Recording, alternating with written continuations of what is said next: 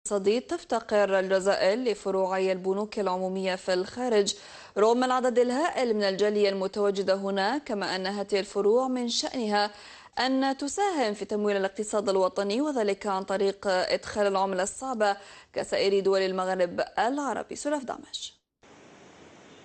غياب فروع للبنوك العمومية بالخارج، خسائر الصرف، غياب الثقة، عوامل جعلت ملايير من العملة الصعبة للجالية الجزائرية بالخارج تمر عبر قنوات غير رسمية سنويا لتكون السوق السوداء أول المستفيدين منها بدلا من الحكومة. ولو أنه ما وصلناش إلى إصلاح بنكي عام، فخلينا مع بنوك خاصة بالجالية يكون فيها سعر الصرف مشجع. دول المغرب العربي وفي هذا الإطار سخرت كل سبل لمغتربيها لإدخال العملة الصعبة التي تخدم اقتصادها. المغرب يعني مدخول تحويلات الجاليه هي 7 ملايير دولار، يعني رقم ضخم جدا، وهذا لانه موجوده بنوك وموجوده تسهيلات وموجوده السياسه، ونحن ندعو الى هذه السياسه.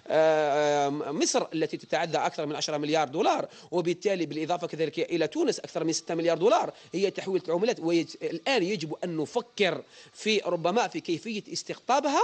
المسؤول الأول بوزارة المالية وفي هذا الملف بالضبط صرح أن هذا المشروع ثقيل ويتطلب وقت. لا، فيها تفكير في ملف هكذا، فيها تفكير لأنه بنك صعب شوية، لكن فيها تفكير كيف ننظر إلى التدفقات المالية الآتية من الجالية في الخارج